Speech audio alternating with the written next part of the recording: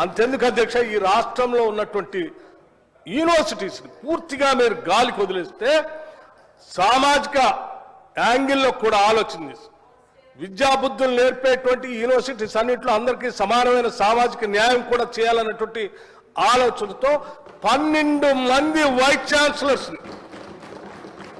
సమాజంలో ఉన్నటువంటి అత్యంత వెనుకబడి ఉన్నటువంటి వర్గాల నుంచి కూడా తీసుకొని ఈరోజు వీసీలు నియమించడమే కాకుండా మనం అందరం గర్వకారణంగా చూసేటువంటి ఉస్మానియా యూనివర్సిటీ లాంటి యూనివర్సిటీకి మొట్టమొదటిసారి ఒక దళిత వీసీని నియమించి ఈరోజు కమిట్మెంట్ ఏంటో చూపించారు అధ్యక్ష.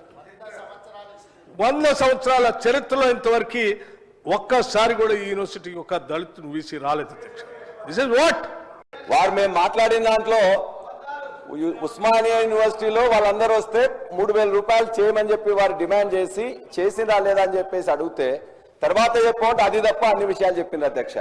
అంటే పచ్చి అబద్ధాలు, అంటే అవాస్తవాలు ఏం చెప్పిందంటే అధ్యక్ష, ఈ రాష్ట్రంలో 2014 తర్వాత ఏ వీసీ కూడా అపాయింట్ కానట్టు వీరు మాత్రమే వీసీలు 30 మంది వీసీలను గత 2014 నుంచి 2023 వరకు వీసీలను అపాయింట్ చేసిండ్రు.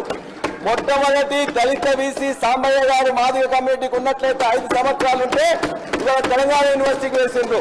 రెండో ఎస్సీ వీసీ మల్లేశం గారిని ఇవాళ శాతవాహన యూనివర్సిటీకి వేసిండ్రు. అదేవిధంగా రాథోడ్ అని చెప్పేసి ఎస్టీ అక్కడ కూడా 10 years లేకపోతే వాళ్ళని కూడా దాన్ని మొత్తం తీసుకొచ్చేసి మహబూబ్నగర్ పాలమూరు యూనివర్సిటీకి ఇచ్చిండ్రు.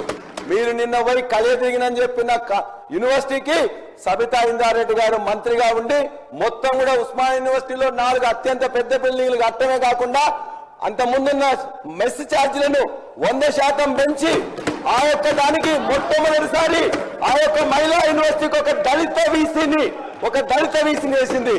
4 దళిత వీసీలను గత ప్రభుత్వం వేసింది, బీసీలను వేసింది, మైనార్టీలను వేసింది. ఈ విధంగా పచ్చిగా అబద్ధాలు చెప్పేట్ల అధ్యక్ష. మొత్తం వైస్ ఛాన్సలర్లు 30 మందిని వేస్తే అందులో దళితులను 4 వేసింది కూడా ఇలా కేసీఆర్ గారి ప్రభుత్వం.